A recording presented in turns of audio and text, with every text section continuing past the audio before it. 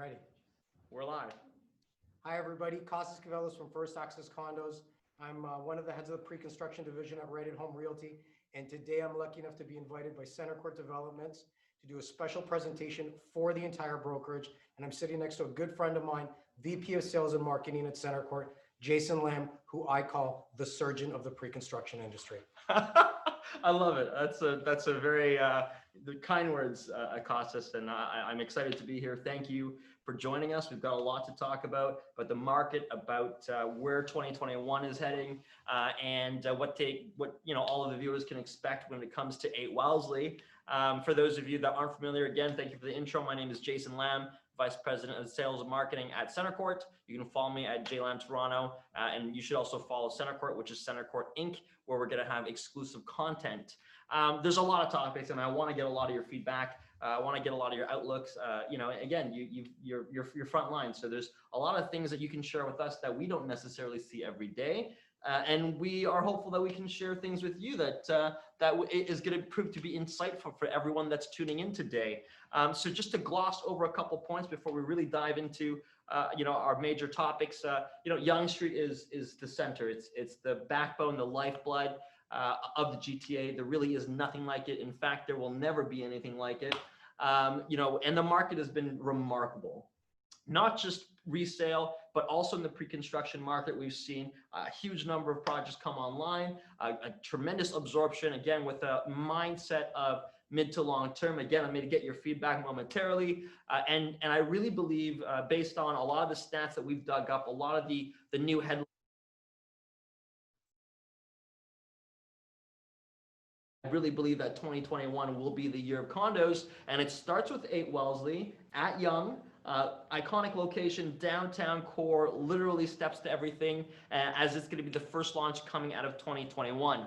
Now, Costas, there's a lot of things that I want to bring up. The market update. I want to talk about headlines, because the headlines, a lot of the new news that's been coming online has been really positive for people that are, in real estate. So realtors, brokers, investors, developers, everyone in the marketplace stands to gain from a lot of the positive news. And I'm going to start sort of from not the least interesting, but I'm going to go from least impactful to sort of most impactful. Not to say that none of these are impactful at all, but the first is interest rates. So tell me about how important interest rates are and how it impacts pricing. Well, see, there's a direct correlation with interest rates and what people can afford for obvious reasons. And what we've seen is record lows experienced over the last, say, 18 months. Yeah. And the Bank of Canada they made an announcement a few months ago that they expect to keep interest rates at this record low for the next 3 years minimum. This, of course, is to basically instigate and light a fire in the economy and keep it going through these dark times. See, what a lot of people don't understand is pre the arrival of COVID, 2020 was supposed to be the year of the recession. Yeah. And the world was scheduled to go into another major recession. Usually these things are almost cyclical. And then when COVID came in, the timing of COVID being at the same time of the recession was actually a bonus. So a silver lining on a storm cloud, because they happened together as opposed to back to back. That would have been a big 1-2 punch to the global economy. That would have been devastating. Not that this isn't, but because of that, what a lot of central banks did is they dropped interest rates below record numbers to new record lows. And this allows increased buying power for the consumer. And this affects everywhere from the end user to the investor alike. And the lower the interest rate, the greater affordability that a product has. Right. And as we've seen continual increases in our real estate prices in Toronto, and this of course has to do with immigration, we're at strictly supply and demand issue. Right. No speculation here. Okay. When you combine the new sub 2% interest rates, which are quite common, and they counter effect the increase in prices, so people can still afford. That's right. So a lot of people who don't think they can afford can actually, and that's why they need to contact someone like myself or someone like the agents that are viewing, and they can find out where they can get in. You made some really strong points. And I just want to sort of wrap up that by saying, when these interest rates are as low as they are, I don't know how low you've seen. I think every day it seems to get lower and lower for me. For those of you that are tuning in, I'm sure you've got clients that are telling you sort of, stories about how cheap, interest rates are. I've seen as low as 1.54 on a 5-year fixed, which is remarkable. But the impact of these low interest rates is the inflationary impact that we see in the real estate market. You're right, people can afford more, they can buy more. You go from 900,000 to $1 million real quick when you shave off 1 point. Essentially overnight. Correct. So you're gonna have, and you're seeing that firsthand. For those of you that do a lot of resale, low rise, it's not cheap. The market has been thriving in the last 8 months in a global pandemic. Prices are higher, transaction numbers are higher. There's a lot of reasons to be optimistic. So I'm glad you touched on all those points. I want to jump in for 1 sec. Yes. When people talk about Toronto real estate prices, they're not cheap, but they're not expensive, because when something is expensive, it doesn't offer the value that it should for the price point. And I believe we have the best value on the planet. That's why we, and Center Court Inc. has a large part to do with it. We've sold more condos, pre-construction condos, than any other city on the planet in the last few years. And that has just purely supply and demand, like you said. No speculation here. We're also learning about, one of the headlines that I've been reading a lot about is international students coming back to the country.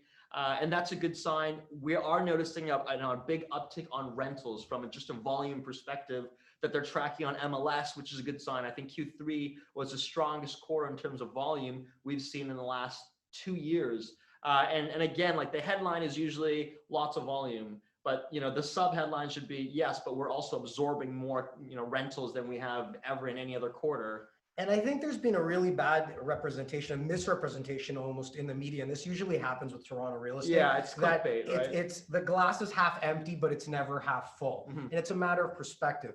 And what there's been a failure to do is to actually explain and portray the real situation is that we had almost 0 foreign students come back. And we have over 20,000 foreign students per year in Toronto. So if you eliminate 20,000 renters from the renter pool, that'll create some issues. And you also couple the lack of tourism and all the Airbnbs that came temporarily on the market. The simple fact that our market hasn't crashed is a testament to the resilience and the strength and the solid foundation that it has. I couldn't agree more. That's, again, straight facts, no speculation. And that's a good sign, right? I mean, I think, again, the headline is misleading. You're right. The glass is never half full, but I do believe that, the next point of sort of being on the 1 yard line, as they would say, to a COVID vaccine. Now, over the last 48 hours, we've just learned more about the progress that some of these companies have made.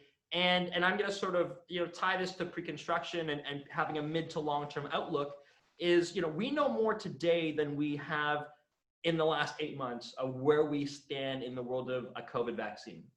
And it's never been more apparent that we are going to get past this. And for those of you living at home right now, dealing with clients, we've been in a world where we're thinking day to day, week to week, month to month. We can't even think beyond COVID. Like, people are just so caught up in today's world, but we're going to surpass COVID.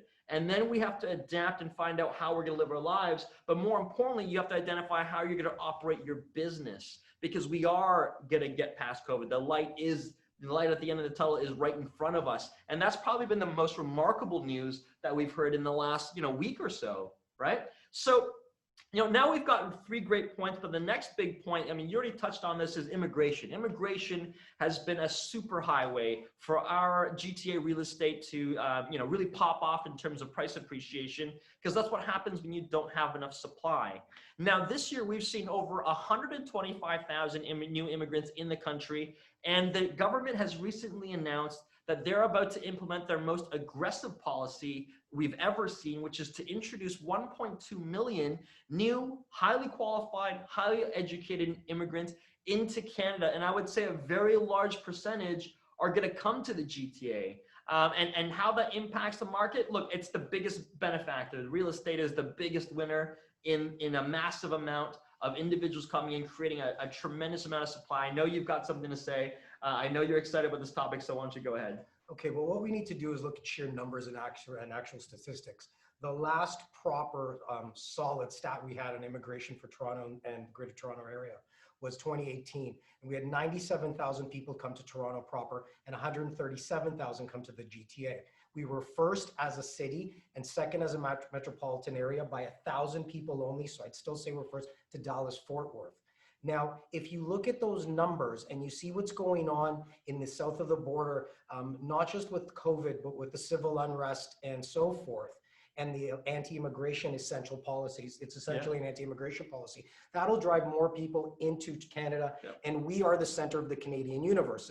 If Canada was a desert, we're the oasis here in Toronto. Right. And of the 400,000 people that you touched on per year that the Trudeau government announced, okay, 240,000 of them every year's 400 are coming through the economic stream, which means they're coming here with a lot of money.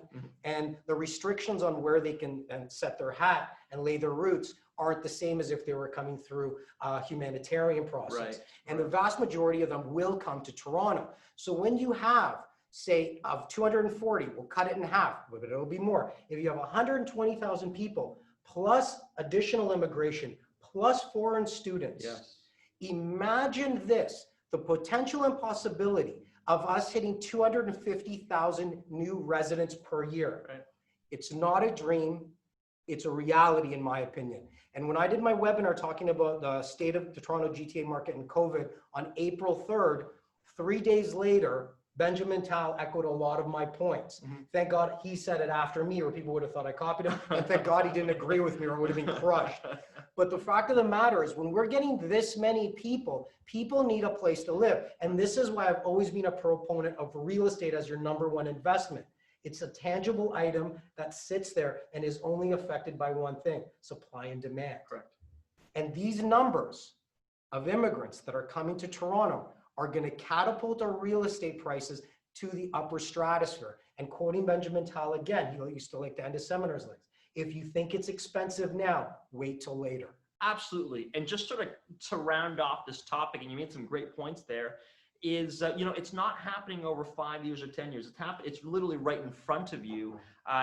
We're on the horizon there. So it's going to be a very quick transition. And it's going to be remarkable how fast the market turns around. And I think that's where a lot of people are going to be sitting on the sidelines waiting for the media to tell you it's okay, because if that's what you're going to do, you're 3 to 6 months behind. And I think, again, seeing this, knowing this information, knowing that there's a COVID cure on the horizon, knowing that we're going to have a huge influx of highly qualified new immigrants that are going to create just an outrageous amount of demand. You know, the real estate market is going to be, you know, thriving in 2021. There is really no better news for those of us that are in real estate than to find out these two key things. But let's go back in time and look forward at the same time, because, you know, prior to COVID and post-COVID, you know, a lot of the drivers in our sort of pre-COVID life are really even more exaggerated, sort of, you know, leaving COVID, and that's aggressive immigration policies that drove our market through the roof. We had low interest rates before, 1.9%. Now you can get 1.5%. You have the strongest economic engine in the country, in the GTA, and that's not going to change. We are noticing a huge, almost alarmingly massive price gap between low-rise and condominium, which we're going to talk about momentarily. And again, just a lot of the themes that you're discussing and that you're sharing with us is the long-term undersupply. You have no chance to compete with the amount of people coming into the country. You cannot build that fast if everyone went to ratchet up and try and, you know, move at lightning speed. Let me touch on that for 1 second. In 2019, RBC said that we were short 24,000 new units in the city of Toronto. CMHC said we were short 32,000. If you take the mean between the two numbers, that's 28,000 new units per year shortfall. All right. We were on track to build, without COVID, 30,000 new units a year from the developers. Because of COVID, now it would have blown away the norm or the standard that we have of 18 to 20. And now we're going to be in the low 20s. So compounding, we're adding an additional thousands and thousands of units.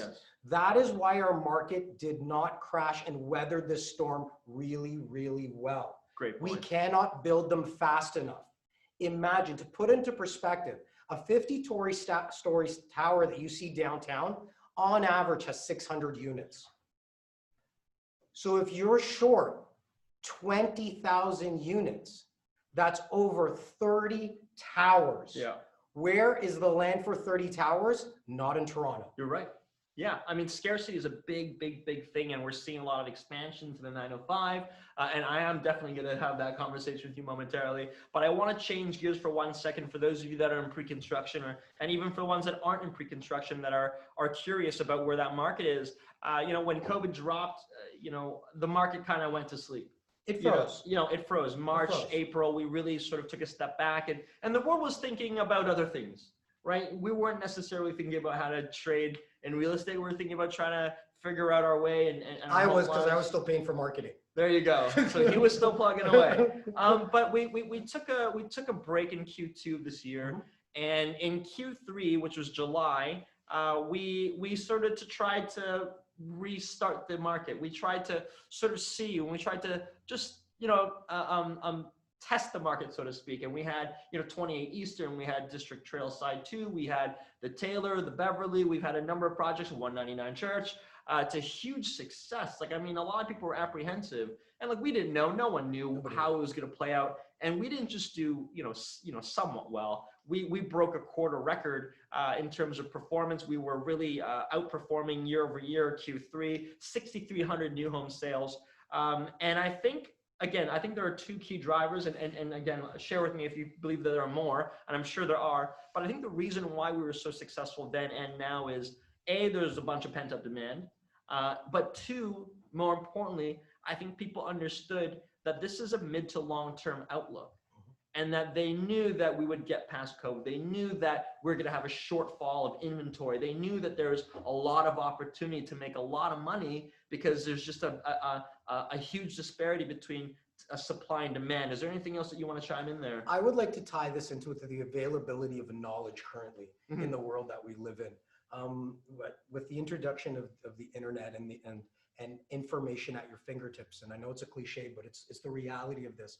The average investor is much, much wiser and knowledgeable than what they were 10, 15, 20 years ago, right, even 5 years ago.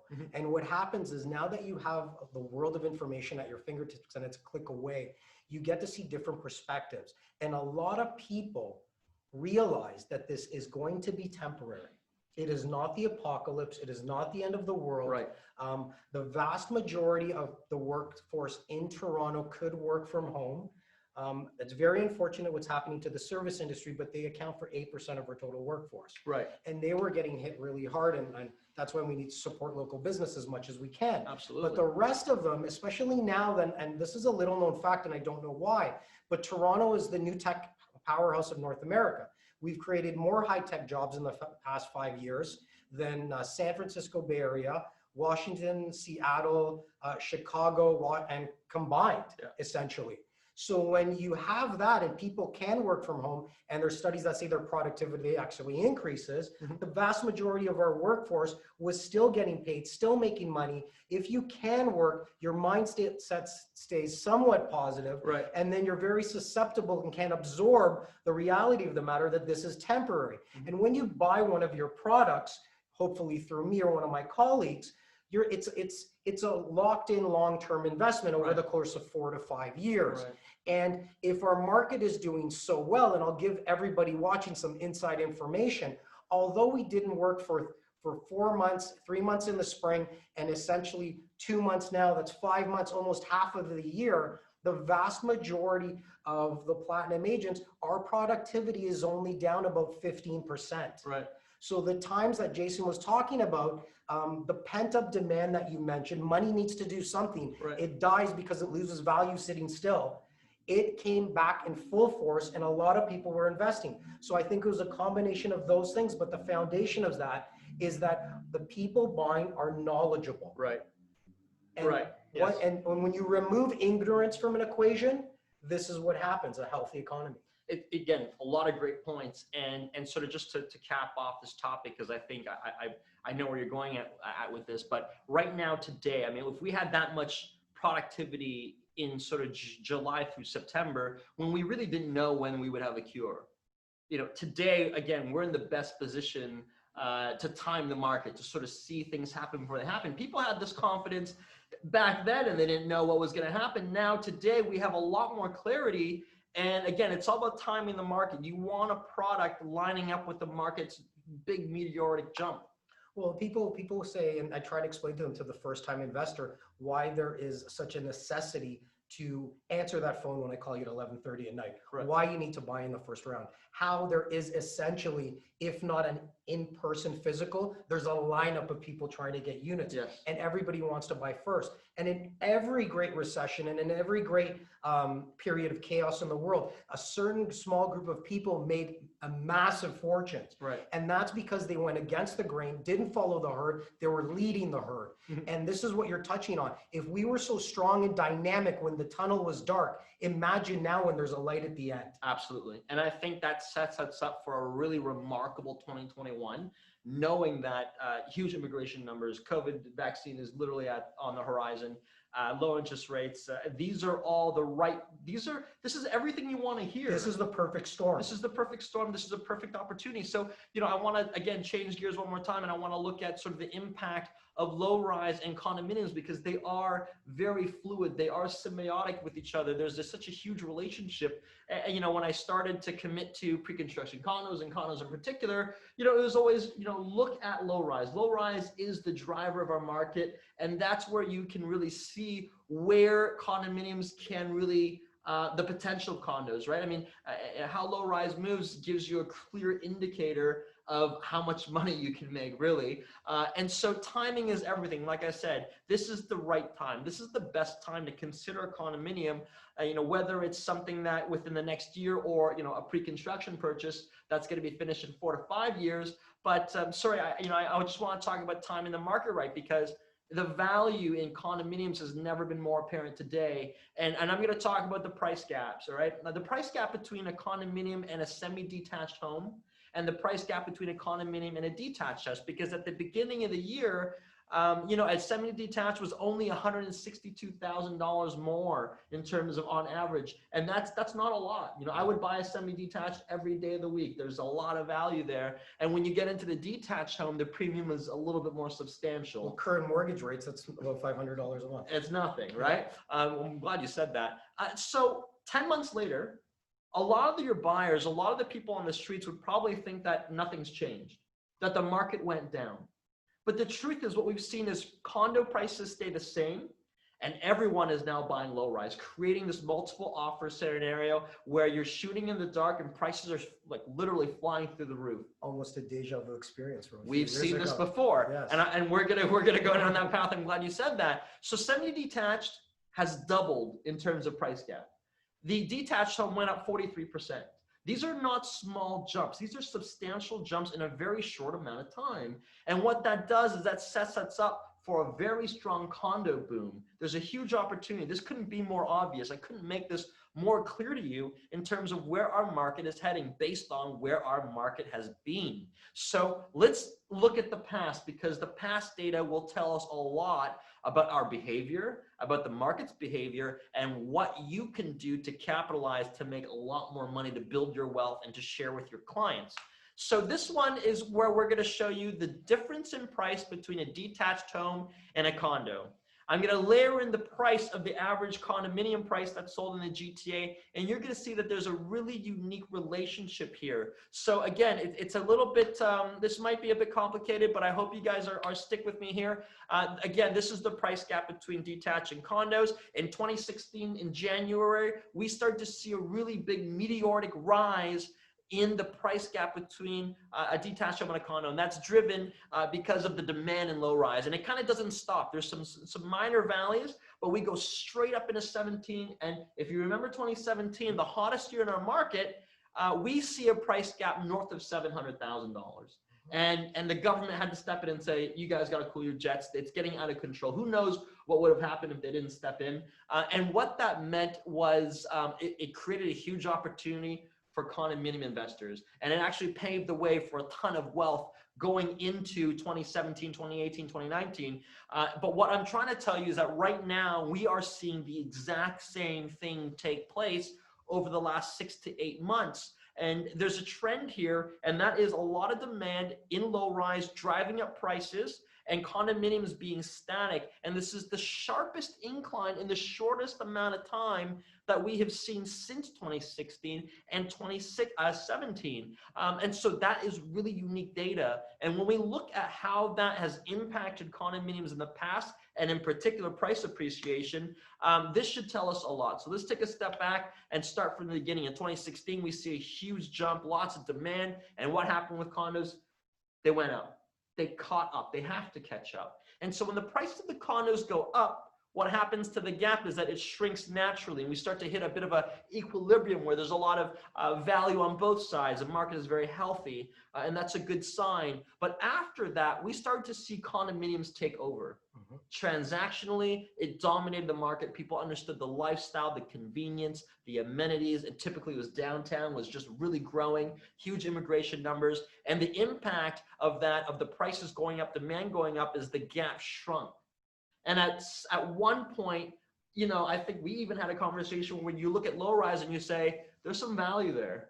You know, condominiums were getting to a price point that was, you know, high. It just continued to climb for many years, and people were making a lot of money investing in condos. And see, that's what it is when you're looking at real estate. You don't have too many variables to look at. You just have different types of product, and there's only a handful of them. And you can see the correlations between the two.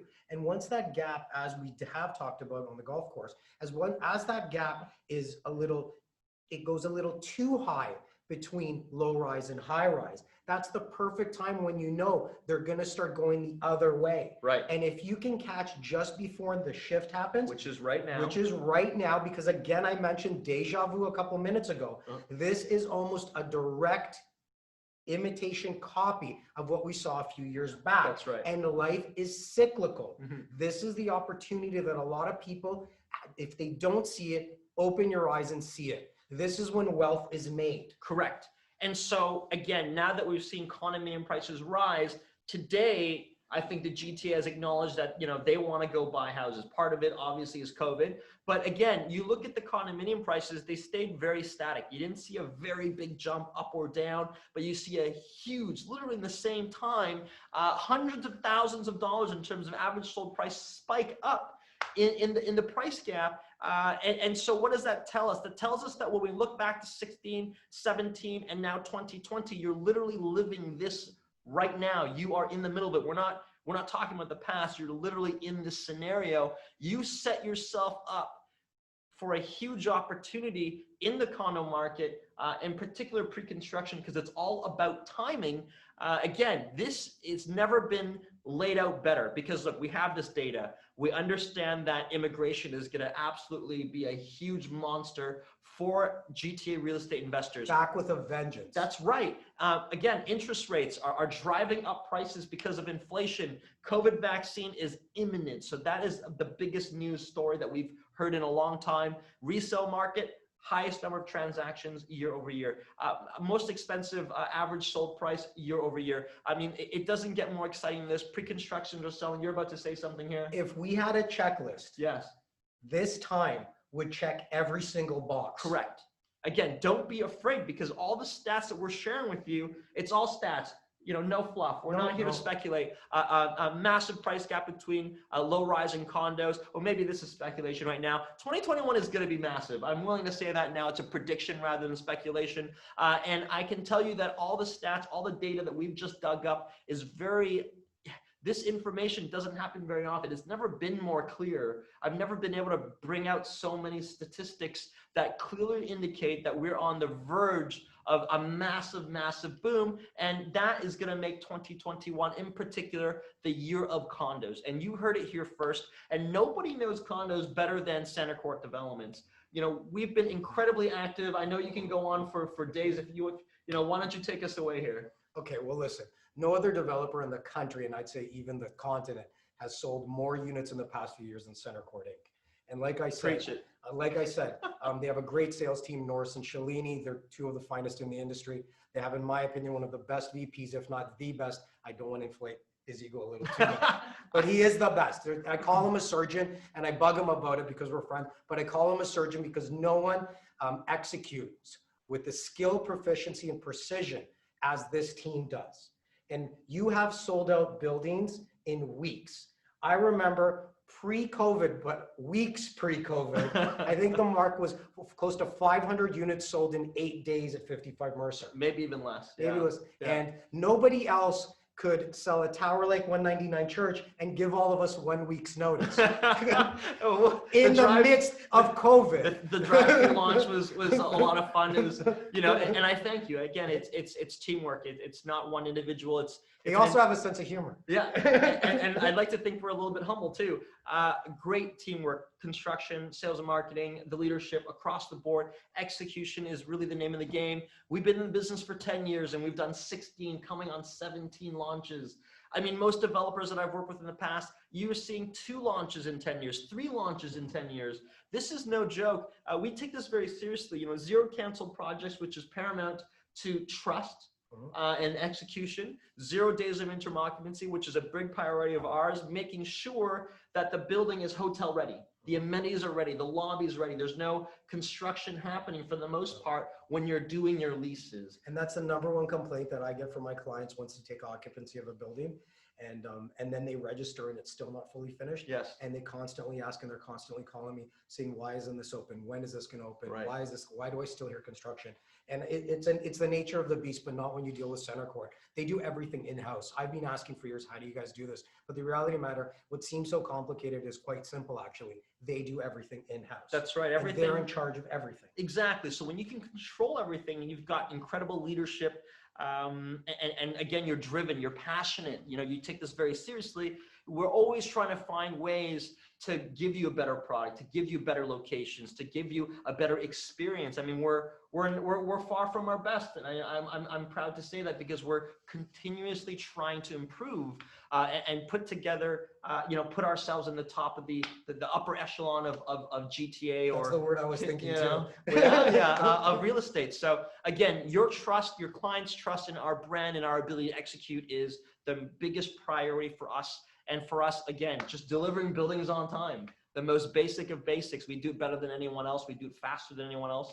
But those are the little things that I think, you know, Costas, we always talk about in terms of, you know, how can the market get better? How can, you know, our peers get better? And how can we get better? But I thank you for all the kind words. We work really hard, sort of transitioning back into the key points. I want to talk about Yonge Street right now, because I think Yonge Street is, you know, because we've seen so many launches in the 905, we've seen so many launches through the GTA. It's been so long since we've seen sort of true downtown Yonge Street launches. You get like 1, maybe two a year at best.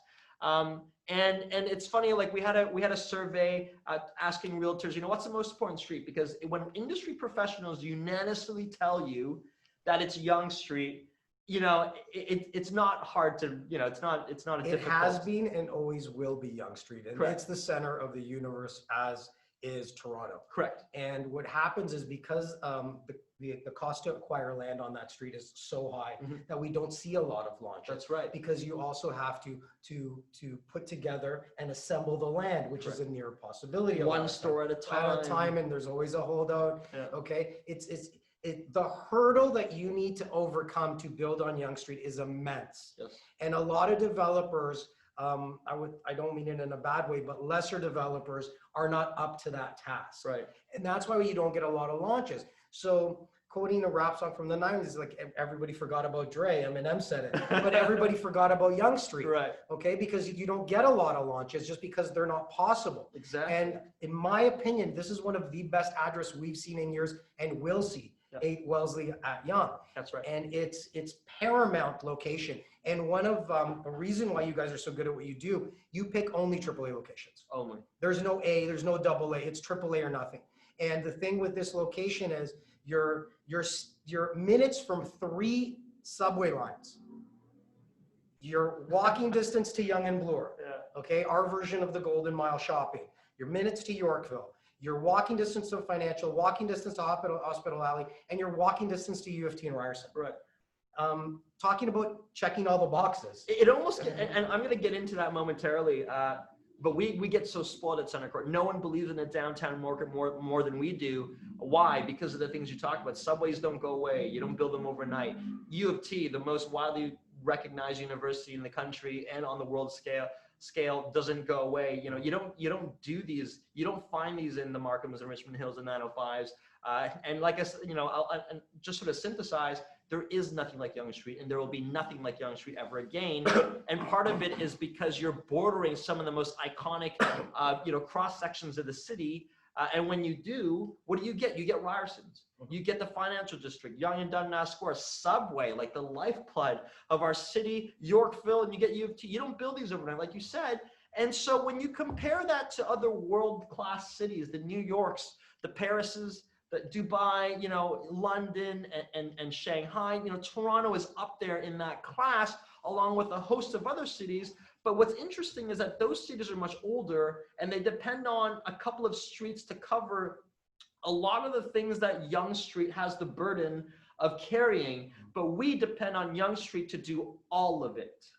And that's what makes it so iconic. Again, you'll never see it again. But let's see how rare. You were talking about land scarcity. You had a lot of themes there. That is very true. You're right. We kind of forgot about Dre there. And we started trying to sell, as salespeople, we tried to sell other communities as this next up and coming, and I gotta wait 10 years for the subway to get here. I gotta wait 30 years for the new financial district, and I gotta wait and I wait. There's no waiting, and you almost get bored. Like, I don't want to sound, it sounds weird, but we get bored saying, oh, we're steps to financial district. Oh, we're steps to Ryerson University. Oh, we're steps to the subway. It's almost like a pre-recorded recording. It is, isn't it? I feel like we're telling the same things, and if you don't really understand the importance of these things when it comes to spending your own money, what are you going to bet on? You're going to bet on this, 10 out of 10 times. So again, let's go back in time. The last 5 years, we've seen 579 launches in the GTA, and we have only seen 22 launches south of Finch within 200 meters. And I use Finch, why?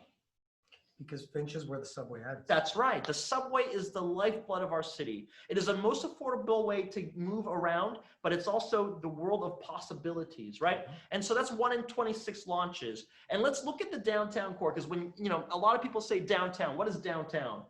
To me, downtown core is Yonge Street. You cannot use the word downtown without associating with Yonge Street, and that's south of Bloor. That's what downtown That is true downtown core. There's Toronto proper, and there's all these different words, the annexes and all that stuff, but downtown core is Yonge Street south of Bloor. And we've only seen 12 in the last 5 years. And of the 12, 4 of them are no longer condo buildings. They are canceled, or I don't know what's going on with them really to date. So that's really 8. Like, think about the limited opportunities. That's 1 in 48 launches. That's about 1 in every 10,000 units that you get to invest on Yonge Street. So when you're thinking about limited supply and when you want to invest in something, you want to invest in something that everybody wants, but not everybody can get. Correct. This is it. There's a reason why prices go up so rapidly in these areas, is because they're hot. But what we've noticed in the 905, and I'm about to talk about 905 right now, and the relationship to 416, we're seeing a much stronger market in 905. We're seeing a lot more development in the rural communities, which is great. Our expansion, we're growing. A lot of people are moving out of the city. And this is a good sign for the GTA. And we're seeing a decline, less properties, less availability in the 416 for a lot of the reasons you talked about. You're very knowledgeable, about sort of like, it's land scarcity, challenges to develop, costs for developers. It doesn't make sense, even though it's a great site, but I cannot acquire that. I can't build it. It doesn't make any sense. So I'm not going to build just for the sake of building. But we've seen 905 take over the market share compared to 416 for the first time this year. And the next slide is very, very evident, because if you look at this, it's, you don't want to buy something where it's very easy to just continue to build. And that's what we're seeing in the 905 in the outskirts of the master plan communities. We're seeing master plan communities because they have the land, and that's a fantastic investment. And yes, traditionally and historically, they've outperformed single building condos by, I think, about 17%, 18% over the course of 10 years. The reality is, what stops another master plan community from coming across the street? And that's what we're seeing up in Vaughan, right? Which is fantastic. Yes. Now you got to understand, when people ask me, where do I invest? I ask them, how much money do you have? Right. And that's the root of the investment strategy. In my opinion, and my own personal mantra for investing is, if I can afford to buy in the center of the universe, that's where I'm buying. Every time, because scarcity is really where you're going to see the biggest return. And you got to ask yourself, again, 905 is great end users, people that are close to home buying for your kids. That's a whole different story. But if you're just trying to make money, you want to buy something that no one else can buy. You want to buy something where it's becoming more and more challenging. So where is it harder to develop? It is in the downtown core, the land scarcity, the cost associated to build, to acquire. Whereas in the 905, it's truly unlimited. You can build for days, and there's no scarcity. It's not a concern. I mean, and so again, like I love the 905. I think it's great that we're really developing and growing and we're sprawling out. But downtown core 8 Wellesley is exactly where you want to be if you're trying to make money on a mid to long term basis with little to no risk. Not to say that there isn't any. And you talked about our locations, AAA. When we say that this is the best location we've ever had, that's a statement. And this is one of the best locations ever. And I've been telling people that. They're like, what do you think? I said, one of the best ever. It doesn't come around often. No. And not many developers in their lifetime get a chance to develop in a location like this. And the truth is the downtown core is consolidating. You're having fewer developers play in the downtown core because of execution cost, whatever that is. And we're obviously the most bullish when it comes to that. So one of the things that I am fearful of is, we may never get a site like this again.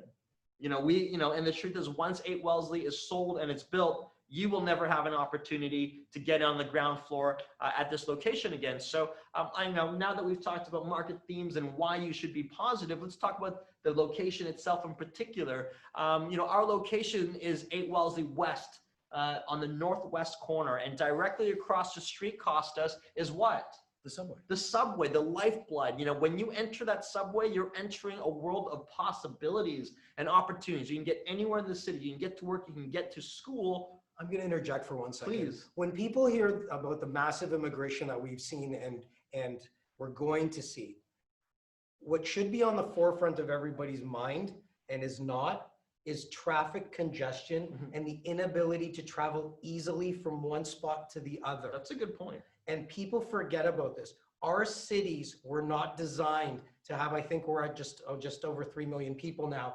In the next 4 or 5 years, we're going to be at 4 million. Yeah. It was designed for 1.5 million. Right. Okay. So now that we've had 4, 5, 6 times when we have in a few years, the population that we were designed for and our infrastructure was built on for, the only way that people will be able to transport themselves is by public transit. What a brilliant point. I haven't touched on this at all. It didn't even occur to me. Actually, 2 points. Well, that's the perfect slide for it. The first is actually, yes, the congestion and the importance of public transportation. But actually, another thing I'm thinking about is from an immigration perspective, people are going to gravitate towards downtown core by default. Of course. They're going to see the skyscrapers and say, that's where I want to live, because they don't know these smaller communities. I guarantee you, if you interview 100 new immigrants coming to Toronto, 100 of them are going to say that they're coming to Toronto. Yeah. And you say maybe 99. You might get the one that's going to stay at their families and say, I don't know, Etobicoke or something. Yeah, but everybody comes to Toronto for Toronto. Correct. Exactly. And they come here automatically by default. And then if they fall in love, have kids, whatever reason it is, then they'll move to the burbs. Right. But initially, this is the mecca for immigration. And it continues. It's got this sort of rollover, this never-ending pool. And then so again, I talked about sort of being spoiled. You've got the subway outside your door. You wake up in the morning, your headquarters is Yonge and Wellesley every day. You walk outside the door and suddenly you've got the subway. Then suddenly you can walk to Yorkville. Suddenly you can walk to the #1 university in Canada, which is U of T or Ryerson. Again, huge institutions that aren't going anywhere. They can continue to grow and plant their seeds. University Health Network, high income jobs, tech, innovation, medical and related sciences, the Big Five. We've got Yonge and Dundas Square, which is world renowned. It's a landmark institution in this city. It's the lifeblood of our city. And then we've got the financial district, all like, you go to any other condominium launch, you go open any other brochure, and this is what they wish they had. This is what they talk about of like how many minutes to get to the downtown core, how many subway stops, how long, how many kilometers. We talk in meters in the downtown core. We talk about walkability in the downtown core. You don't need a car, an Uber. You don't need a bike. These are city blocks, not country blocks. These are city blocks. And again, these don't go away. they only continue to grow and they only become more important, mainly employment. And institutions such as universities, those drive the real estate market like nothing else, right? So when you've got a location like this, it's important to put together a building that really personifies something that's timeless, something that's mature, something that is complements the area. yeah, something that complements the area. Like we're putting our best foot forward inside and out. You know, a lot of themes of Yorkville, we really are drawing a lot of that sort of, a lot of comparables. And we want something that is, you know, people are proud of, nothing that is too mid-market, childish. You know, we want something that's mature and bold and embodies the community. And nothing is better than timeless and distinguished. Exactly. A lobby that sets the tone. You know, when you come home, when you have a friend that's dropping by, when you're doing a resale showing, for rental or resale, you know, the lobby sets the tone because it tells you what to expect for the rest of the building. And that is one of the key themes in 8 Wellesley. It's the best spec building CentreCore has ever brought to market. And that carries through from the very second you enter this home into the amenities. Now that we're working from home, technology is playing a big part. You need a shared co-working space that gives you that extension of your unit. We've got 21,000 square feet of indoor and outdoor amenities. For those of you that understand our gyms, I mean, CentreCore gyms are the best in the business. This is not your normal gym. The gym at 8 Wellesley is over 6,000 square feet. So think about the size of your house. You know, some people live in 2,000 square feet, 4,000 square feet. This is 6,000 square feet on one floor, 24 hours a day. I mean, you would enjoy that, right? Way more than I ever could. Especially during these times of gym uncertainty. Exactly. So the interiors, like I said, I have to work on here. You got to work out here. For those of you who don't know, there are literally dumbbells on the floor. And so again, indoor, inside and outside this building is going to be the best building CentreCore's ever brought to market in the best location we've ever brought to market. And I want to show everyone at home, sitting at home, that's tuning in maybe from the office, the floor plans, because we are so proud of our plans. They're literally the most efficient, most functional layouts in the business. And this represents 90% of all inventory, which means it's easy to sell. You don't sell this one floor plan. There's only 3 of those, so I got to move on to the next one. This is here to make life easy for you and for us. And again, it's going to be priced to sell coming out of 2021, or coming into, should I say. And on the bottom right-hand side is where you see our legend. You're going to be able to identify sort of what our standard key plate holds. And it starts with studios, right? I mean, Costas, tell me about the studios, why studios in this area are going to be incredibly popular, how it complements the area. See, what I've always said, the studios are unique to certain areas of the city where they're in high demand, and they're not in any demand in other areas. Yes. And when you're so close to universities and hospitals, Yeah. where people are basically out all day working, Yeah. essentially what they need is just somewhere to lay their hat at night. That's right. And they need a hotel room with a kitchen. And that is what a studio is. Exactly. It's no fluff, no wasted space. You have a pull-out couch or a Murphy bed, you have a kitchen and a bathroom, and you're in and out, and you're there to sleep and maybe grab a quick bite. And that's the lifestyle. And even tech is similar lifestyle. It's the same thing. And what this allows people is an entry-level product in an area where they might not be able to afford anything larger. That's right. And this is the product that's about price point. So if you're not sure if you can afford an area, this is the product that you will be able to That's afford, right. and it'll get your foot in the door. And when we develop these floor plans, it's about understanding the community. We don't just build what we want and think that and instill that in the area. I think the beauty about Yonge and Wellesley is the diversity. It's the fact that it's so, you know, the demographics are all across the board in such a AAA location. So I'm glad that you talked about the studios. We sort of transitioned into the 1-bedrooms for those, you know, again, same sort of demographic, but stepping up as, That's the bread and butter. That's the foundation of the investor platform and the investor scheme for any condo project is the 1-bed. And what you guys have here, you have 5 1-bedrooms running the entire stack. Exactly. And it's simple. It's A, B, C, D, E. Very efficient, again, very efficient, all below 500 square feet. And then we transition to 1+10s where we sort of graduate now. We start to get into the postgraduates, the young professionals, the people that are really developing roots, and they're established in their lifestyle and their careers. And then we transition to the next two unit types that I think that I have personally done the best in from an investment standpoint, and that's 2 bedrooms and 3 bedrooms. So I'm going to rewind and go back to the 2 bedrooms. We've got corner 2 bedrooms, split beds, no interior bedrooms. We're not doing that here. Split beds, 2 full baths, tons of glass. more glass, like just tons of glass, lots of natural light, beautiful views. And then we transitioned into 3 bedrooms. And again, this is where I made the most money personally, because no one builds 3 bedrooms, right? I'm going to talk about the 3 bedroom. When people ask me, in clients, investors, friends and family, anyone that'll listen to me, when they ask me, what is the #1 investment in a pre-construction condo? And I answer, a small 3 bedroom. And the reason is, it's because it has 3 bedrooms, no wasted space, and you're maximizing for the least amount of expenditure. That's right. Now imagine this, everybody talks about being cash flow positive and rental returns year over year. Now, no one's ever going to become rich from rent. The government loves to sink their teeth into your rental income. They tax it to death, okay? But the reality is, if you want a positive cash flow, imagine this for 1 second. Think outside the box. Your steps from UFT. You have 3 international students. You rent a room to each of them. You're not only going to be cash flow positive, but you could be generating north of $30,000 a year positive cash flow from that 3-bed. Correct. And the value on our end is, naturally when we price these buildings, that's where we give the biggest amount of value. So when it's built, you end up seeing the biggest jump. It's all based on, excuse me to interject, it's all based on price per square foot. Right. And the 3-bed traditionally has the lowest price per square foot.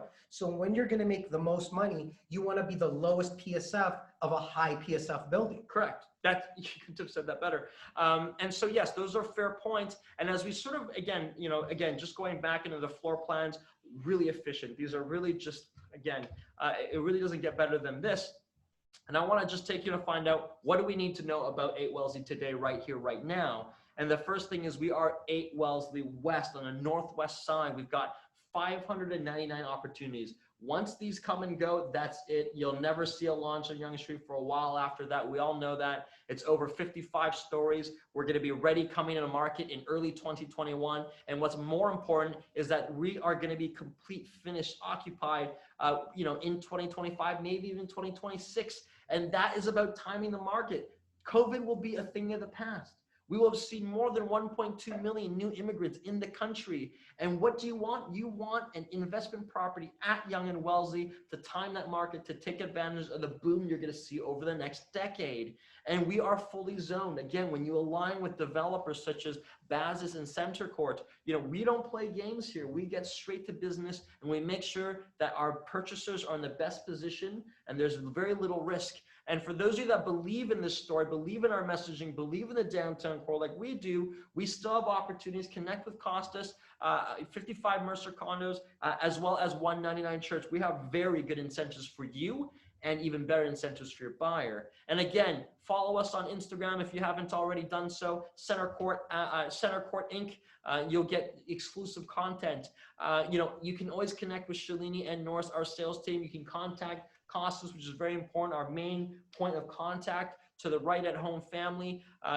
In this world, this is important that we collaborate. We have discussions, we formulate, our relationship, make sure that we continue to grow. So what can we do for you? I mean, the #1 thing is at the bottom there, which is where all the information is, but we're here to collaborate. We're here to do videos. We're here to do interviews. We're here to talk to your clients on your behalf so that we can share with them this story. And what could you do? You can learn more about yourself, the business, the developer, the market. You can learn more about how to scale up your business, because 2021 is going to be one of the biggest years we have seen on record. So be a part of this. Download the information.